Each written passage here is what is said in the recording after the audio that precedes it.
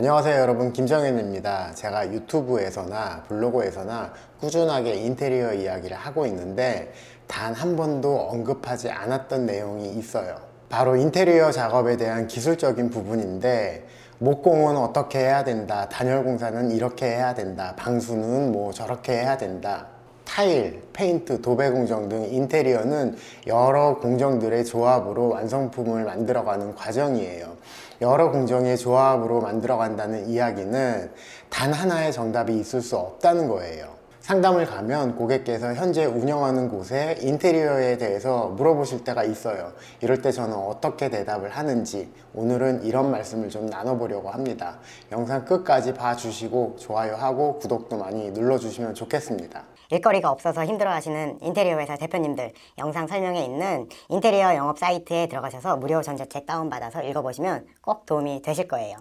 상담을 갔을 때 고객께서 기존 작업에 대한 인테리어 평가를 원하시는 경우가 있어요. 이럴 때 대부분 저는 노코멘트를 해요. 왜 그럴까요? 저 역시 타 회사 작업을 보면 이런저런 생각이 들어요. 이 공정은 좀 소홀했구나, 좀 부실의 느낌이 있는데 여기는 왜 이렇게 작업했지? 하는 느낌이 들지만 대부분 고객께 말씀을 드리지는 않아요. 대신 여기는 정말 잘하는 업체가 작업을 했구나 하는 느낌이 들 때도 있죠. 이렇게 장점이 보이거나 작업을 잘했다 싶은 느낌이 들 때만 고객한테 그대로 말씀을 드려요. 우선 고객이 경험한 타 업체에 대해서 부정적인 평가를 한다면 기존의 고객의 선택이 어리석었다는 것을 반증하는 게 아닐까 싶어요. 부정적인 평가를 들으면 기분 좋을 고객은 없겠죠. 경험적인 면에서 보면 타 회사의 작업을 비판하면 우리 회사가 왠지 더 돋보일 것 같다는 심리가 좀 있는 것 같아요. 그런데 그것보다는 타 회사의 작업을 존중하는 모습을 보일 때 고객은 더 신뢰하는 게 아닐까 싶어요. 간혹 회사가 작업을 해놓고 문제가 되는 공정이 보일 때 회사를 믿지 못하고 같은 공정에 타 회사를 불러서 어떻게 작업했는지 물어보시는 고객들이 있었어요. 그러면 업체는 살펴보고 이 공정은 이렇게 작업하는 게 아니라 이렇게 작업했어야 된다, 도대체 어떤 업체하고 작업을 한 거냐 하면서 신이 나서 자신만의 노하우나 뇌피셜로 타 업체를 깎아내리는 경우가 있었어요. 이렇게 고객은 더 화가 나고 회사와의 관계는 더 악화되기 십상이죠. 본인이 해결할 것도 아니면서 타 업체를 흉을 보는 행위가 업계 자체의 신뢰도 좀 무너뜨리는 게 아닌가 하는 생각이 들어요.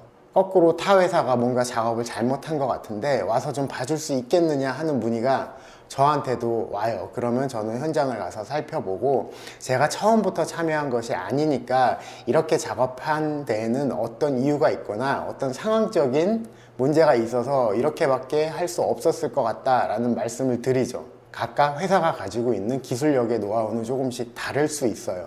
똑같은 작업을 하더라도 현장 담당자의 노하우에 따라서도 차이가 나는 경우도 있고요.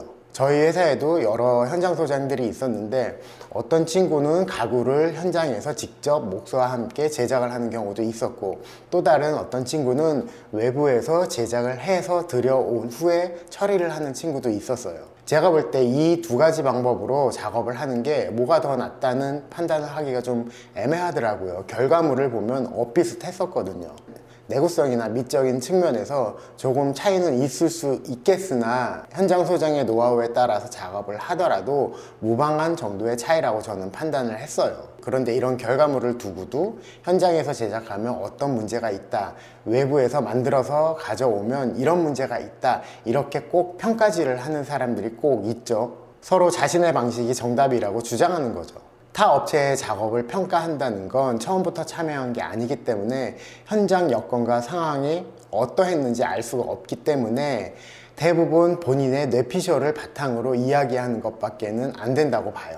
저 역시 같은 평가를 받은 적이 있어요. 타 업체에 물어보니 부실 시공이었다고 하더래요. 사람이 작업을 하다 보니 완벽하지 않을 수 있어요. 또 사람이 작업을 하다 보니 실수하는 경우도 있어요. 그런데 처음부터 부실하게 시공하지는 않았거든요.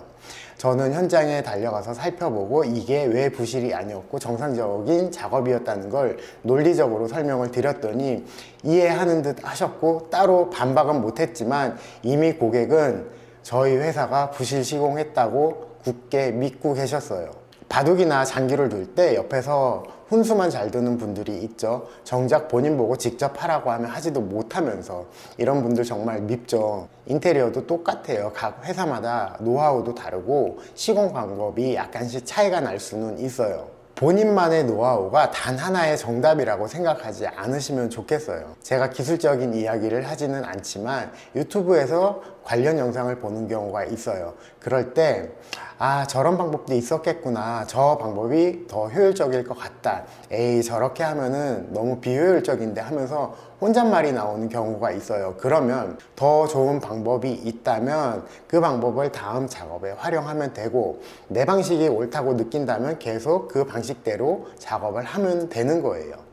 인테리어는 가르쳐준 선배의 노하우와 내 경험이 합쳐져서 발전을 하게 돼요. 모두 노력하면서 습득한 자신들만의 방식이죠. 이렇게 완성되는 기술적인 면을 서로 좀 인정해주면 어떨까 하는 생각이 듭니다. 자, 제가 기술적인 이야기를 하지 않고 타 회사의 작업을 평가하지 않는데 조금 공감이 되시나요?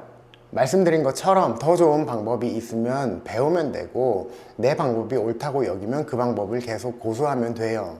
다만 나의 방식이 유일한 정답이라고 여기지 않고 타 회사의 방식들도 인정해주는 문화가 생기면 좋겠습니다. 다른 회사 흉본다고 해서 우리 회사가 더 돋보이는 건 아닙니다. 오늘 영상은 여기까지 할게요. 감사합니다.